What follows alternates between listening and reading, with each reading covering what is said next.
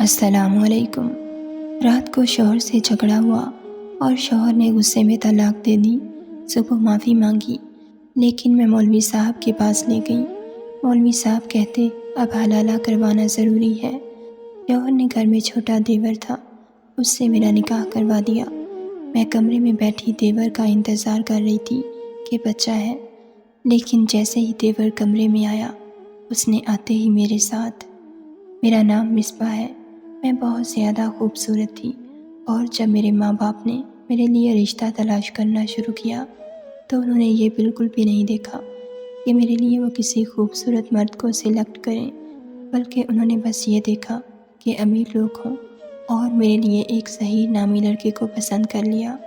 ویسے تو اس کو لڑکا کہنا بھی نہیں چاہیے تھا، کیونکہ اس کی عمر 32 سال تھی اور میری عمر محض 20 سال، پر ان کا گھر کافی بڑا تھا، اور ان کے گھر میں صرف ان کی ایک ماں اور ایک چھوٹا بھائی ہی تھا جس کی عمر مجھ سے بھی چھوٹی تھی۔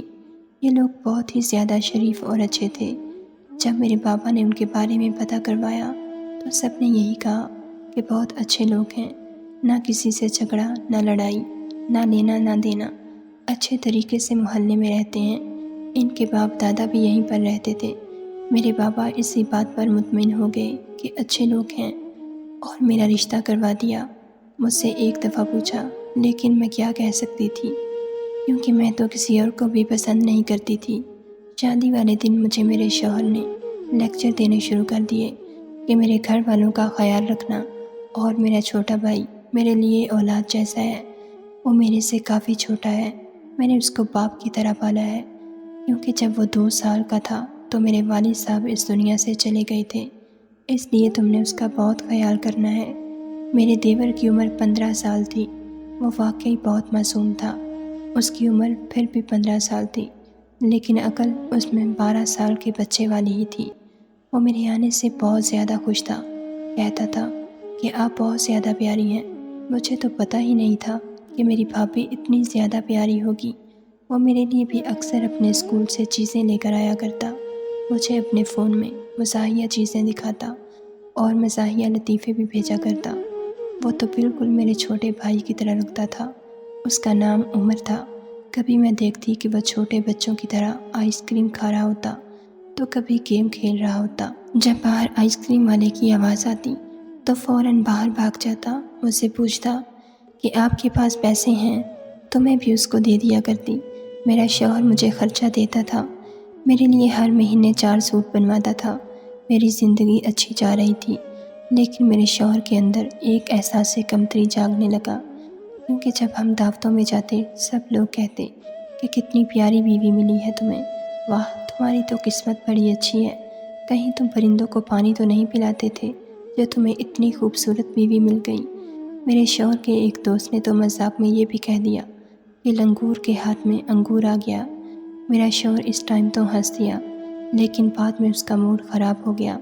اس کے بعد مجھے میرے شوہر نے کہنا شروع کر دیا کہ تم زیادہ تیار ہو کر مت جایا کرو، تمہیں زیادہ تیار ہونے کی ضرورت نہیں، تم میک اپ کے بغیر ہی اچھی لگتی ہو۔ لیکن میں بنا تیار ہوئے بھی اس سے زیادہ خوبصورت لگتی تھی۔ ایک دفعہ بنا تیار ہوئے گئی، تب بھی لوگوں نے میری بہت زیادہ تعریف کی۔ اس رات میرا شوہر مجھ سے جھگڑنے لگا۔ ایک دن میں صبح اٹھی تو میری ساس نے کہا کہ بیٹا باہر دودھ والا آیا ہے، دودھ لے لو۔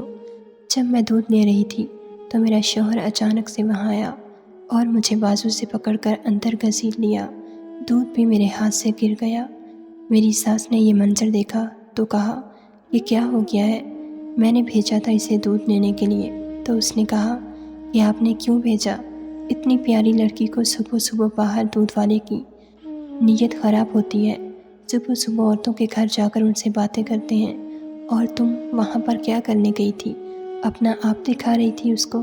میں حیران رہ گئی کہ ایسی تو کوئی بات نہیں، اور میں تو دوپٹہ کر کے گئی تھی۔ تو میرے شوہر نے کہا کہ آج تم برقع پہنو گی۔ میری ساس نے کہا کہ ہمارے خاندان میں پہلے کسی نے برقع پہنا ہے جو تو اس کو برقع پہنائے گا۔ ٹھیک ہے وہ حجاب کرتی ہے، بس اتنا کافی ہے۔ لیکن میرے شوہر نے کہا کہ نہیں، یہ پورا بند برقع پہنے گی تبھی باہر نکلے گی۔ پردہ کرنا اچھی بات ہوتی ہے، لیکن جب پردے کو آپ کے گلے کا توق بنا دیا جائے تو پھر وہ اچھا نہیں لگتا۔ میرے شوہر نے آہستہ آہستہ مجھے ڈانٹنا اور بات بات پر غصہ کرنا شروع کر دیا، اور ایک دن ایسا ہوا کہ میری ساس نے کہا کہ میں حج کرنے کے لیے جا رہی ہوں۔ بس سوچا تھا کہ بڑے بیٹے کی شادی کروں گی تو اس کے بعد حج کے لیے جاؤں گی، چھوٹا بیٹا تو ابھی بہت چھوٹا ہے، اس کی شادی میں تو بڑا ٹائم ہے۔ میں نے اپنی ساس کو رخصت کر دیا۔ میرے شوہر نے کہا کہ تیار ہو جاؤ، شام کو آفس کی پارٹی میں جانا ہے، سب لوگ اپنی بیویوں کو لے کر آ رہے ہیں۔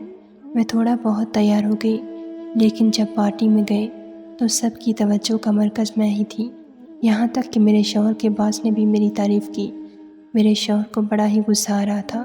جب گھر آئے تو میرے شوہر نے کہا کہ میرا باس تو کسی کی بھی تعریف نہیں کرتا، اس کے آگے اپنا سار کاٹ کر بھی رکھ دو تب بھی نہیں، اور تمہارے پیچھے کیسے پھر رہا تھا، آگے پیچھے ہو رہا تھا، بڑی تعریفیں کر رہا تھا تمہاری۔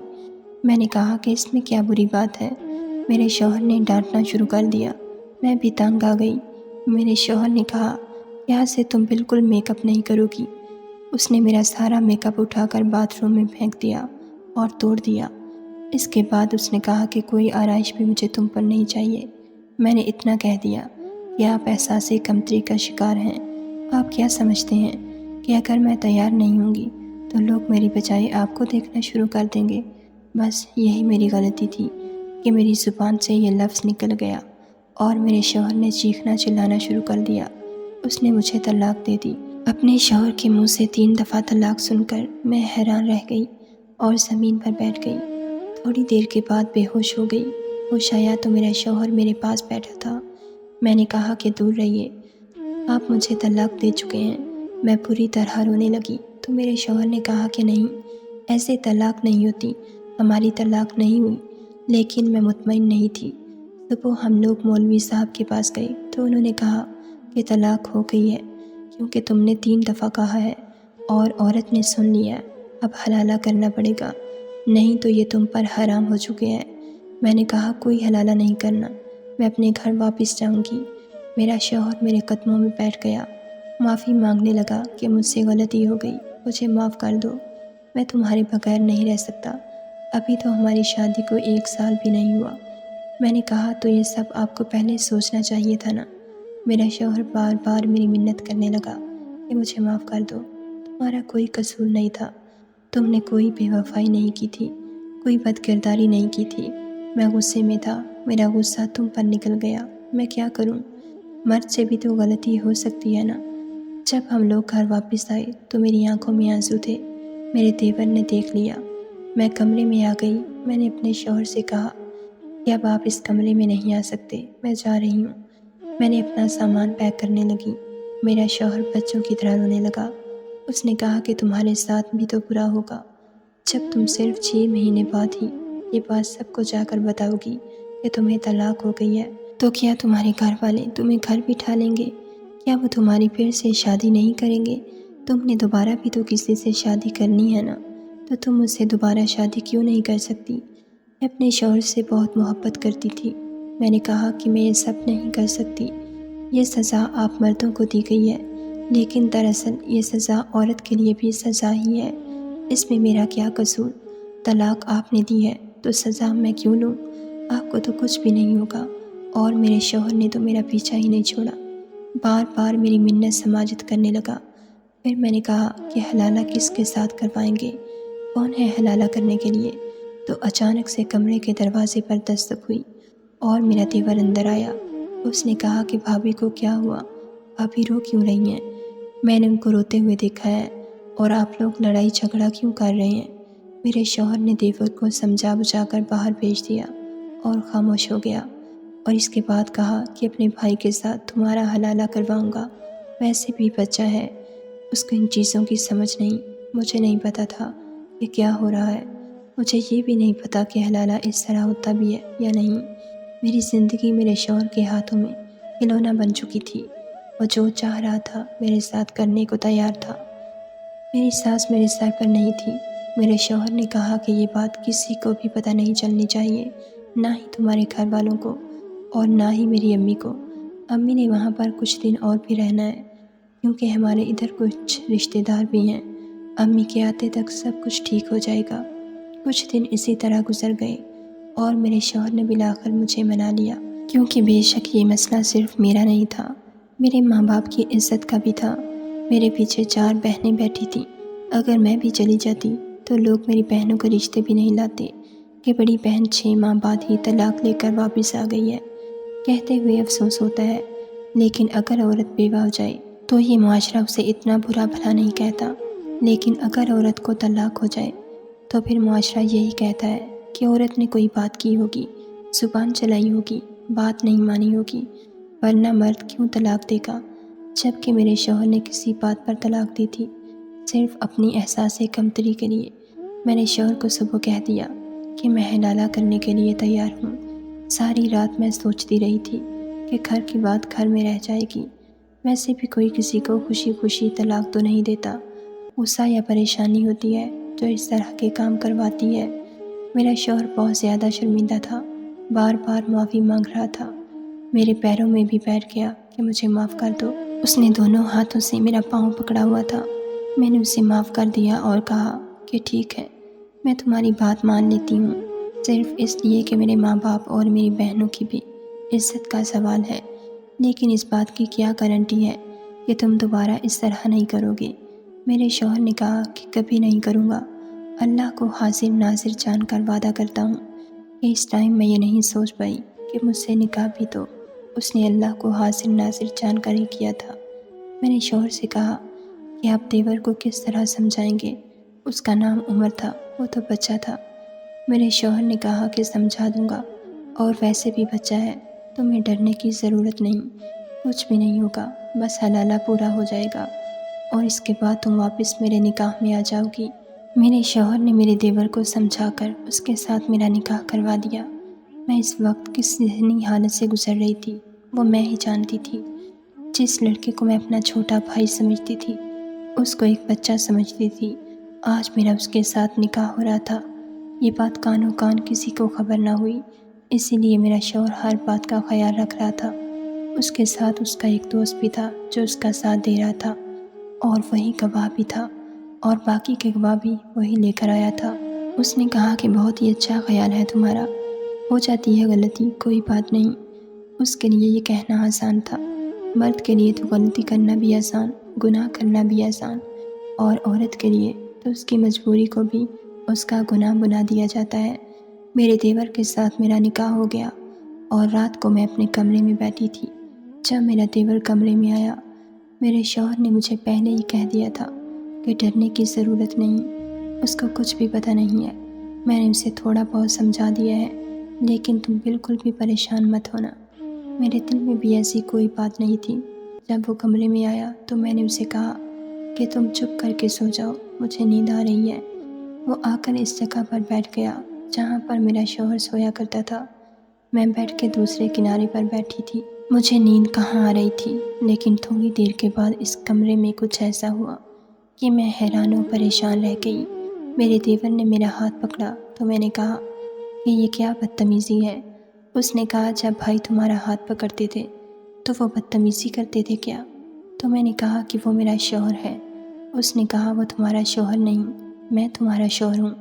ابھی ابھی تمہارا میرے ساتھ نکاح ہوا ہے، 4 گواہوں کے ساتھ، مولوی صاحب نے نکاح پڑھوایا ہے اور تم نے خود قبول کیا ہے۔ میں نے کہا کہ یہ نکاح نہیں، حلالہ ہے۔ تو اس نے کہا کہ میرے لیے تو یہ نکاح ہے، اور مجھے چھوٹا بچہ نہیں سمجھنا۔ میں نے اپنے شوہر کو آواز دینے کے لیے منہ کھولا تو میرے دیور نے مجھے چپ کروا دیا۔ اس نے کہا اگر تمہاری آواز یہاں سے باہر نکلی تو تمہیں جان سے مار ڈالوں گا۔ میری غلطی تھی جو میں نے اسے بچہ سمجھا۔ جس کا بھائی اس طرح کا تھا وہ خود معصوم کیسے ہو سکتا تھا؟ جس نے اپنی بیوی کو چھوٹی سی بات کے پیچھے طلاق دے دی اور پھر اس کا حلالہ اپنے ہی بھائی کے ساتھ کروا رہا تھا، وہ بھی بنا عدت پوری کیے، ایسا شخص اپنے بھائی کو بھی کیا سکھائے گا؟